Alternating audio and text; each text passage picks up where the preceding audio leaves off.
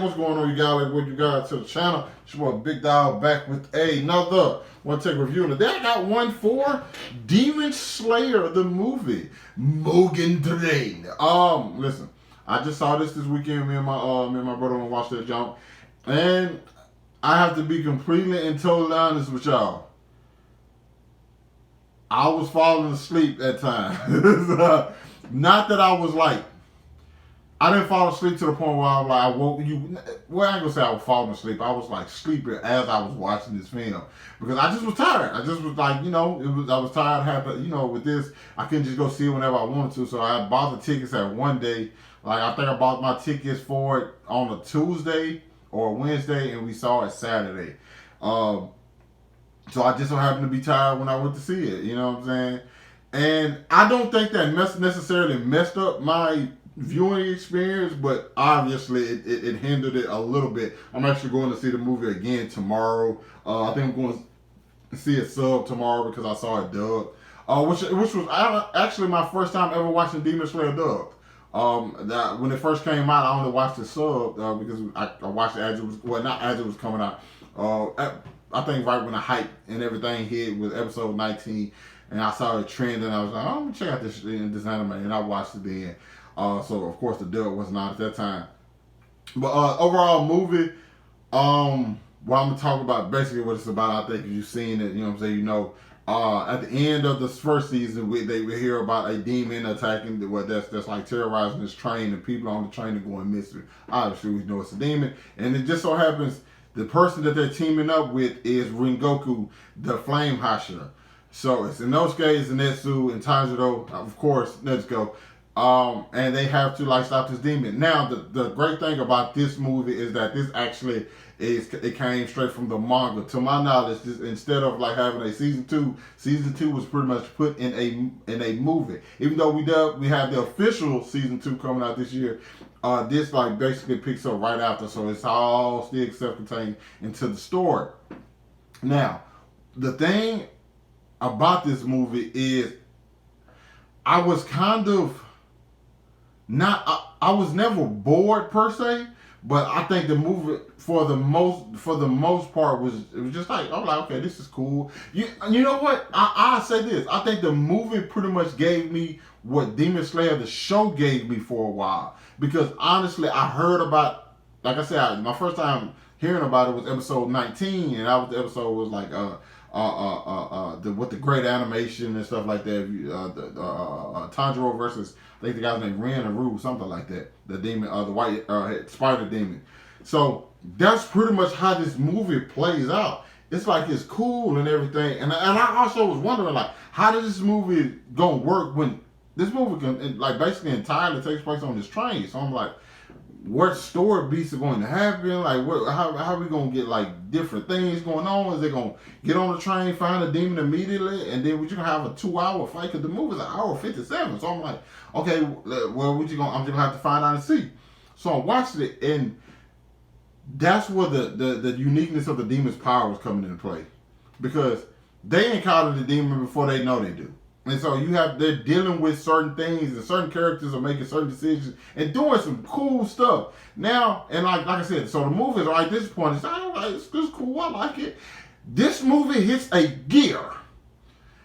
When it hits that gear, everything changes, and this movie goes from good to completely awesome. There was a young lady sitting next to me that was crying during this movie. Those are the type of fans I love being around, because man, you just could feel it. And once again, I was tired, but there was a gear that this movie hit while I was up. I was like, oh, I don't even think I blinked no more after that, because there's some stuff that happened with a certain character, and we get this the fights are awesome. The animation, I had no doubt in my mind, because the anime animation is good. By that I mean certain fight scenes and stuff like that are always good, and it pops. It pops. A lot of these things, a lot of times in this movie, I wish I could just pause and just appreciate the look of it, because so many steals in it just feel posters or something like that. Not even just posters, like 3D posters, because it pops off the screen so well.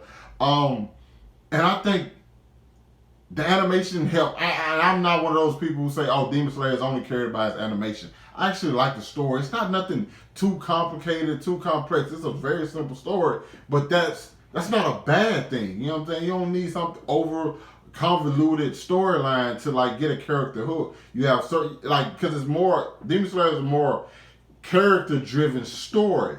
It's like you know the world, but the story behind it, the chemistry between Tanjiro and Nezuko, which plays a factor in this as well, which you wanted it to. And you get great moments from Inosuke, Zenitsu, the whole entire game, which those three guys, honestly, I have to say, I think I kind of like them equally because they all bring something unique to the story and something different about them than they all have their own differences. And Rengoku is a character we just meet. Well, we met him briefly in the end of the first season, but in this, like, we get to explore him a little bit more. We get to see like his reasoning behind things. You know what I'm saying? How he is the way he is. He's a great character, and the moments we get with him are some of the best I've seen in an anime movie. Overall, I think Demon Slayer Mugen Train is a really good movie. And if you're an anime fan or if you're a fan of Demon Slayer, you will enjoy this. I think I can wholeheartedly say that, and most people would agree with me. Now, a lot of people have read the manga, so I haven't. So I did not know what to expect. But what we get by the end of this thing is phenomenal. And another thing I have to give credit to, and I think that gets super overlooked and completely overshadowed because people talk about how great Sub is, and Sub of Demon Slayer is also great. But I have to give credit to the voice actors, the dub voice actors for Demon Slayer Mugen Train, because there is one moment with Tanjiro that gave me chills. It was because of what was happening in that moment, but it also was because of the voice acting. I thought it was phenomenal. Like kudos to him.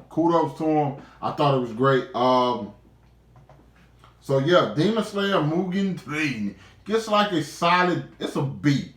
I give it a B. I really enjoyed it. Like I said, the ending kind of makes the movie for me. Like, but for the most, the movie is good, but the ending just pretty much puts it over the top for me, if I'm being honest. And that's one of the things I'm not mad at, simply because when I tell anybody this, when I watch the movie, it's for the characters and can they pull out the ending. It don't have to be super complex. Every storyline don't have to be the same. I need you to pull out some good characters that I can connect with in some way, and I need you to pull out the ending. And that's exactly what it did. So I literally just got a message from my partner Corey right now asking me what I thought about the Demon Slayer movie. So yeah, I'm just gonna send them the link to this review. Thanks for watching, you guys. Let me know what you thought about the film down in the comments. Hit that like button, subscribe to my channel. Hope you guys staying safe out there, and I'll catch up with you guys later. Peace.